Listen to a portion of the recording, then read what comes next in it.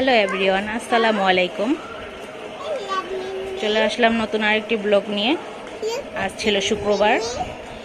তো শুক্রবার দিনটা আসলে অনেক কাজ থাকে। সকালে উঠা থেকে শুরু করি, বাচ্চাদেরকে নাস্তা খাওয়াতে হয়, সংসার সব কিছু গুছিয়ে তারপরে বাজারে গেলাম।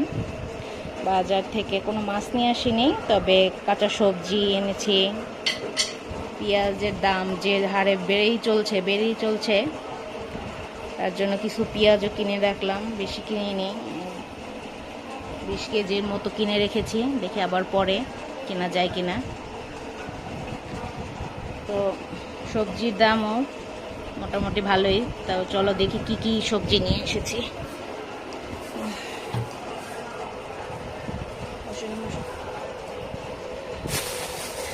প্রথমে এখানে আছে করল্লা নিয়ে এসেছি 1 কেজি। তো আমি যে সবজি কিনি না কেন 1 কেজি নিচে কিনি না। মাছ কিনলে ছোট মাছ হলেও 2 কেজি কিনি, আর বড় হলে তো বড়ই।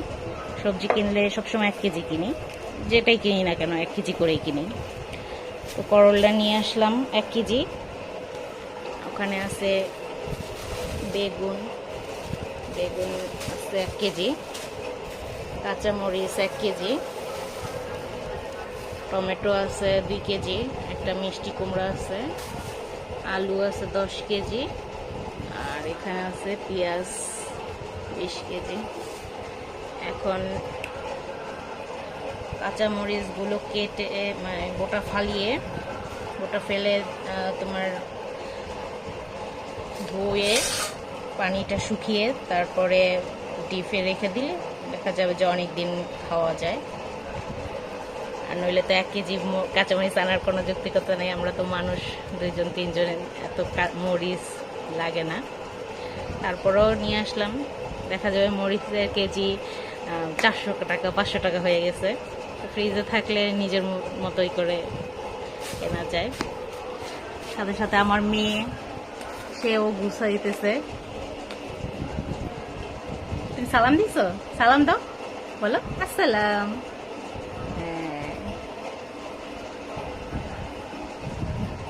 সে বাজার করতে দেখলে বা ঘরে কোনো কিছু নিয়ে আসলে অনেক খুশি হয়। তো ছেলেকে শুক্রবার যেহেতু গোসল টোসল করাইয়া নামাজে পাঠিয়ে দিয়েছে, একটু দেরি হয়েছে নামাজে যেতে। তো বয়ানের আগেই চলে গেছে। ও এমনি নামাজ পড়তে খুব তাড়াতাড়ি চলে যায়। তো আসো এখন এগুলো গুছাইয়া ফ্রিজে রাখি, দেখি কতটা কি করা যায়। তারপরে রান্নাও তো করতে হবে, রান্না যেহেতু করিনি। ফ্রিজে কত কিছু, আগেই বেগুনটা রেখে দিই। আগের কয়েকটা টমেটো আছে লাল হয়ে গেছে, তা আগে খেয়ে ফেলতে হবে।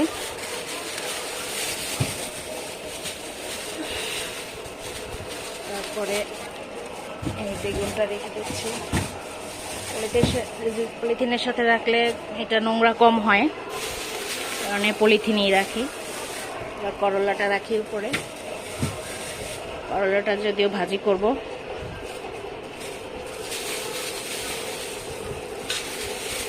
আবার উপরে টমেটোগুলো রাখি, নাহলে টমেটোগুলো অন্য সবজির ভারে থেতলে যাবে।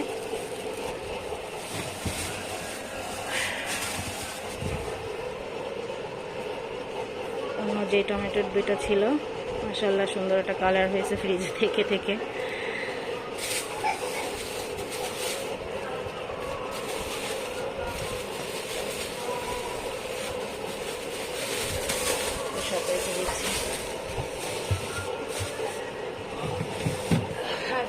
ফ্রিজটা আটকে দাও।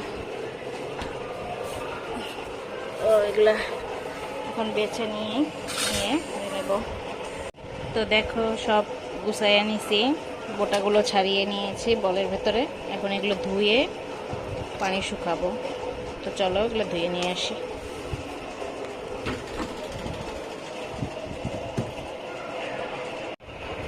এখন আমি রুম মোছার জন্য বালতিতে পানি নিয়ে আসছি। এই রুম ছোট্ট একটা রুম, দেখো তোমরা।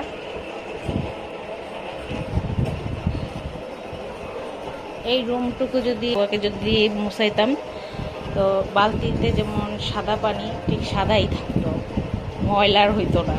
বুয়াকে যদি বলা হয় যে বুয়া মুছবে একবার একটা না একটা ভিজে, দুইবার ভিজাইলি তার পুরো রুম মোছা হয়ে যায়। কিন্তু আমি যখন মুছবো তখন বালতির পানিটা প্রচুর নোংরা হবে, মনে হয় যে আরেকবার মুছলে রুমটা পরিষ্কার ভালো হইতো। অথচ আমি প্রতিদিনই কিন্তু রুম মুছি। তো রুম মোছার পরে তোমাদেরকে দেখাইতেছি কীরকমের নোংরা হয় পানিটা, যেটা বুয়াকে দিয়ে মোছাইলে বুয়া সেই কাজটা করতো না। তো চলো মোছার পরে তোমাদেরকে দেখাইতেছি। মানে পানিটা কালো হয়ে গেছে, তো বুয়া যদি পরিষ্কার করতো এই পরিমাণ কালো আর হইতো না। রুম মোছা শেষ করে মমতাজ সোনামণিকে এবার গোসল করাতে নিয়ে যাব। সে গোসলের জন্য রেডি হয়ে গেছে, তো গোসলটা করিয়ে নিয়ে আসি। তো তোমরা দেখতেই পাচ্ছ কাঁচামরিচ ধোয়ার পরে মাঝখানে আরও অনেক কাজ করলাম, কাজ শেষ। এর মাঝে কাঁচামরিচটা ফ্যানের নিচে রেখেছিলাম, এটা শুকিয়েও গেছে। এখন পলিথিনে করে ফ্রিজে রাখবো, ডিপে রাখবো, রাখলে একদম সবুজ থাকবে। তো আবার যখন রান্নার জন্য বের করব তখন যে কটা প্রয়োজন ওই কটায় বের করে সাথে সাথে যদি তরকারির ভিতরে দিয়ে দেই তাহলে ঠিক সবুজই থাকে, কালার নষ্ট হয় না। তো চলো আগে পলিথিনের ভেতরে রাখি, তারপরে ফ্রিজে না হয় ঢুকাই দিয়ে দেবো।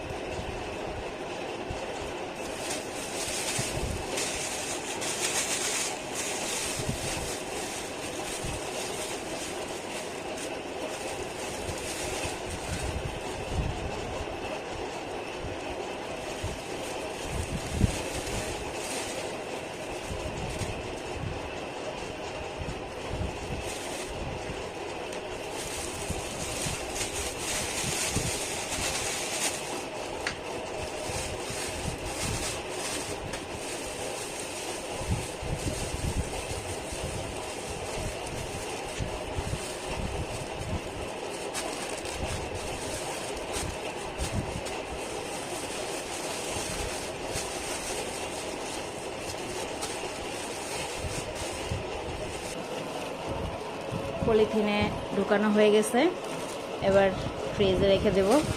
অবশ্যই নর্মালে না, ডিপে রাখতে হবে, নর্মালে রাখলে থাকবে না বেশি দিন।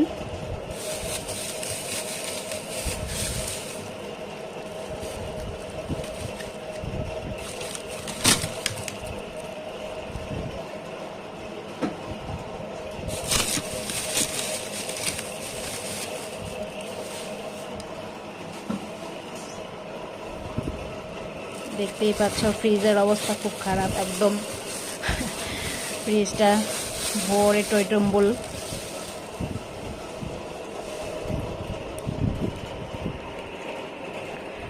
এই যে দেখো আমার আগের আরও কাঁচামরিচ আছে, তো শুধু এতটুকু না, একটা বক্সে আরও আছে। তারপরও হাতের কাছে পাইলাম তাই নিয়ে আসলাম।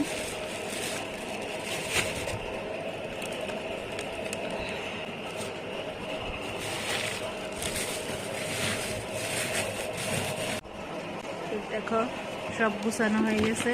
এই বক্সটা দেখতেই পাচ্ছ, এই বক্সের ভিতরে যেটা রাখি আমি, এটা সবসময় বের করে রান্নার কাজে ব্যবহার করি।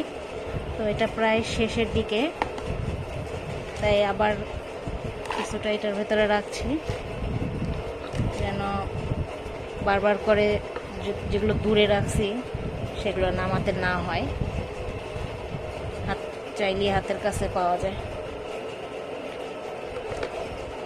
এইভাবেই সবসময় আমি সব কাজ গুছিয়ে রাখি, যেন যখন রান্না করতে যাই বা যে কোনো প্রয়োজনে আমাকে সময় নষ্ট না করতে হয় বা নিজে হয়রান না হইতে হয়। চাইলেই হাতের কাছে সব কিছু পাওয়া যায়। তো এইভাবেই সবসময় সংসারের সকল কাজ গুছিয়ে করি এবং গুছিয়ে রাখার চেষ্টা করি। তো আজকের ব্লগটা এখানেই শেষ করছি। ভালো থেকো, সুস্থ থেকো, আল্লাহ হাফেজ।